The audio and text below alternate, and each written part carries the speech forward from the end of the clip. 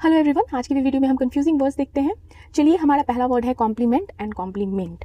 ठीक है, COMPLIMENT, और ये संज्ञा है, नाउन है। इस वर्ड जो है, इसका पार्ट ऑफ स्पीच, इसका अर्थ होता है प्रशंसा। नेक्स्ट दूसरा वाला जो है वो भी कॉम्प्लीमेंट हम साउंड करता है हमें, बट वहाँ पर जो है स्पेलिंग का डिफरेंस है और स्पेलिंग में एक लेटर का डिफरेंस है। जहाँ कॉम्प्लीमेंट जिसका अर्थ है प्रशंसा, वहाँ पे LI लगता है, यहाँ पे कॉम्प्लीमेंट में COMPLE होगा, MENT। कॉम्प्लीमेंट का अर्थ हुआ पूरक। पूरक मतलब जो पूरा करता हो किसी चीज़ को। नेक्स्ट है हमारा confusing word considerable and considerate. दोनों वर्ड में डिफरेंस, ये तो साउंड सेम नहीं करता है, लेकिन दोनों वर्ड में डिफरेंस आ जाता है मीनिंग का। कंसीडरेबल जो होता है CONSIDERABLE, जिसका अर्थ होता है विचारणीय। ठीक है, विचारणीय ये एक एडजेक्टिव है। कंसीडरेट CONSIDERATE, कंसीडरेट भी एक एडजेक्टिव है, विशेषण है, जिसका अर्थ होता है विचारशील। तो कंसीडरेबल का अर्थ है विचारणीय, कंसीडरेट विचारशील। नेक्स्ट है हमारा collision collusion. Collision collusion COLLISION, collision. Collision एक नाउन है जिसका अर्थ होता है टक्कर। टक्कर, जब दो चीज़ें आपस में टकराती हो, वहाँ पे आप कॉलिजन वर्ड का प्रयोग करेंगे। नेक्स्ट है कॉल्यूजन COLLUSION, जिसका अर्थ, ये भी नाउन है, संज्ञा है, जिसका अर्थ होता है मिली भगत। मिली भगत, जब हम कोई काम करते हैं किसी प्रकार का मिलकर, एक तरह से ये नेगेटिव काम होता है, तो वहाँ पे हम मिली भगत प्रयोग करते हैं। नेक्स्ट है हमारा coma comma. Coma comma, coma मतलब क्या होता है COMA। कोमा अचेत दशा, मतलब आप जब होश में नहीं होते, जैसे आपने सुना होगा कि वो कोमा में चला गया, तो उसका अर्थ हुआ COMA, अचेत दशा। इससे मिलता साउंड सेम करता है कॉमा, COMMA है, ये संज्ञा है, जिसका अर्थ होता है अल्प विराम। ठीक है, अल्प विराम कॉमा। नेक्स्ट है हमारा century and centenary. Century and centenary दोनों नाउन है, संज्ञा है। सेंचुरी CENTURY, सेंचुरी का अर्थ होता है शतक, मतलब 100 पूरा करना। और सेंटेनरी, ये जो होता है टाइम होता है शताब्दी, 100 साल, जिसको आप कहते हो CENTENARY।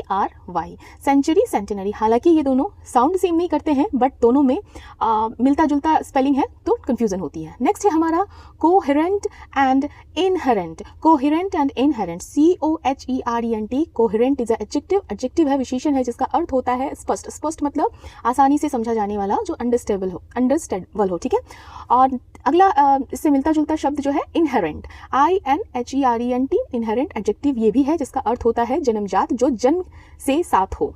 ठीक है, हमारा अगला कंफ्यूजिंग वर्ड्स है confirm confirm. Confirm confirm CONFORM। Confirm verb है, क्रिया है, जिसका अर्थ होता है अनुरूप। अनुरूप, और यहाँ पर जब CONFIRM लग जाए, मतलब O की जगह I लग जाए, जिसको हम कन्फर्म बोलते हैं, तो उसका अर्थ हो जाता है पुष्टि करना। तो कन्फर्म मतलब अनुरूप, कन्फर्म मतलब पुष्टि करना। अगला कंफ्यूजिंग वर्ड है beneficial and beneficent. Beneficial and beneficent. Beneficial BENEFICIAL, ये एक एडजेक्टिव है, विशेषण है, जिसका अर्थ होता है फायदेमंद, प्रॉफिटेबल। फाइन। नेक्स्ट इसका कंफ्यूजिंग वर्ड क्या है बेनिफिसेंट, BENEFICENT। इसका अर्थ होता है परोपकारी, जो दूसरों पर उपकार करे, उसे हम परोपकारी बोलते हैं। ठीक है, नेक्स्ट कंफ्यूजिंग वर्ड्स हैं हमारे 3 हैं, bridal, bridle, bridal. Bridle, bridle, bridal. ठीक है, BRIDLE, BRIDLE, दो वर्ड्स सेम है, बिल्कुल सेम साउंड करते हैं, सेम स्पेलिंग भी है, बट डिफरेंस क्या है इसके पार्ट्स ऑफ स्पीच में। एक ब्रिडल जो नाउन है, जिसका अर्थ होता है लगाम। दूसरा ब्रिडल जिसका पार्ट ऑफ स्पीच वर्ब है, क्रिया है, जिसका अर्थ होता है नियंत्रित करना। नियंत्रित मतलब किसी चीज़ को कंट्रोल करना। लगाम भी एक तरह से वही है, किसी पे लगाम लगाना। नेक्स्ट है ब्राइडल, BRIDAL, जिसका अर्थ होता है बधू का। फाइन। नेक्स्ट है हमारा bank and banks. Bank and banks BANK, bank ये नाउन है, जिसका अर्थ होता है कोष। बैंक तो आप जानते होंगे, जहाँ पे हम पैसे जमा करते हैं या निकालते हैं जहाँ से। और दूसरा है बैंक्स BANKS, जिसका अर्थ होता है तट। कोई नदी है तो उसका तट, तो उसे आप क्या बोलते हो, बैंक्स। फाइन, आई होप आपको डिफरेंस समझ में आ रहा हो। एक बार में नहीं समझ में आएगा तो एक दो 3 बार वीडियो देखिएगा तो ध्यान में आ जाएगा, बस स्पेलिंग या साउंड का डिफरेंस होता है। नेक्स्ट कंफ्यूजिंग वर्ड्स में आता है capital, capital and capital. Capital, capital and capital तीनों नाउन है, तीनों संज्ञा है। पहला कैपिटल CAPITAL, कैपिटल का अर्थ है राजधानी, जैसे बिहार की राजधानी पटना और महाराष्ट्र की राजधानी मुंबई। कैपिटल, कैपिटल क्या हो गया CAPITAL। कैपिटल का अर्थ हो गया पूंजी, पूंजी जिसे आप बोलते हो, प्रिंसिपल जिसे आप बोलते हो ना, पूंजी। नेक्स्ट है कैपिटल CAPITOL, ये भी नाउन है, जिसका अर्थ होता है राजधानी का मुख्य भवन। राजधानी का मुख्य भवन। अगला कंफ्यूजिंग वर्ड है climatic and climatic. Climatic and climatic. Fine, climatic CLIMATIC, climatic adjective है, विशेषण है जिसका अर्थ होता है जलवायु संबंधी। एंड क्लाइमैक्टिक CLIMACTIC, ये भी विशेषण है जिसका अर्थ होता है उत्तेजक, उत्तेजक। तो ध्यान दीजिएगा, क्लाइमेटिक में क्लाइमेटिक और क्लाइमेटिक में बस ये डिफरेंस होता है, एक तो मीनिंग का डिफरेंस है, दूसरा स्पेलिंग में डिफरेंस ये होता है कि MA के बाद C लग जाना। नेक्स्ट कंफ्यूजिंग वर्ड है कैन एंड कीन। कैन एंड कीन, CAN, ये तो आप जानते होंगे, ये हमारा वर्ब होता है, ठीक है। CAN, कैन मतलब कर सकना, कर सकता, ठीक है। आई कैन डू दिस, मैं ये कर सकता, तो इसका मीनिंग ये हुआ। और एक है कीन, KEEN, कीन। कीन एक विशेषण है, एक एडजेक्टिव है जिसका अर्थ होता है इच्छुक, किसी चीज़ का इच्छुक, इच्छा रखना। नेक्स्ट है हमारा check and check. Check and check, CHECK, check, check इसको बोलते हैं, मतलब जांच करना, चेक करना। नेक्स्ट है हमारा CHEQUE, चेक। चेक का अर्थ होता है दायक, जो चेक होता है, कहते हैं ना बैंक में जाते हो आप चेक लगाते हो उस चीज़ को, ये डिफरेंस होता है, लेकिन इसका जो साउंड होता है लगभग 98% सेम होता है। नेक्स्ट है हमारा कंफ्यूजिंग वर्ड्स क्लिप, क्लिप। दोनों सेम है, दोनों स्पेलिंग सेम है, बस डिफरेंस है पार्ट्स ऑफ स्पीच में। पहला क्लिप CLIP, नाउन। तो नाउन क्लिप का अर्थ होता है चिमटी, चिमटी जिसे जो पकड़ने, जैसे कपड़े में चिमटी लगती है ना, वो। एक होता है क्लिप CLIP, जो वर्ब है, छोटा करना, किसी जैसे मान लो एक वीडियो है, ठीक है, एक वीडियो को जब आप छोटा करते हो तो वो क्लिप आ जाता है, ठीक है, क्लिप जिसे आप बोलते हो, तो वो एक क्लिप का अर्थ हो गया वर्ब के तौर पर छोटा करना। और एक क्लिप का अर्थ है चिमटी, जैसे जब कपड़े सुखाने को हम लगाते हैं। नेक्स्ट है always and always. Always and always, ठीक है, प्रोनाउंसिएशन में थोड़ा सा डिफरेंस है, बट ज़्यादातर लोग नहीं समझ पाते हैं अगर आप फ्लुएंटली बोलो तो। ऑलवेज का अर्थ है, पहले तो ऑल और वेज दोनों अलग अलग, ये एडवर्ब हो गया, क्रिया विशेषण हो गया, जिसका अर्थ है सभी तरह से, ऑलवेज, सभी तरह से। नेक्स्ट है ऑलवेज, ALWAYS, इसका अर्थ होता है हमेशा, ऑलवेज मतलब हमेशा, ऑलवेज एंड ऑलवेज। नेक्स्ट है एलिवेट, एलिवेट, एलिविएट और एलिवेट, ALLEVIATE, एलिविएट का अर्थ होता है कम करना, कम करना। नेक्स्ट है एलिवेट, ELEVATE, ये भी एक वर्ब है, एलिविएट भी एक वर्ब था और एलिवेट भी एक वर्ब है, दोनों वर्ब है। पहले तो ALL वाला जो है एलिविएट, इसका अर्थ होता है कम करना, और एलिवेट इसका अर्थ होता है उठाना या ऊंचा करना।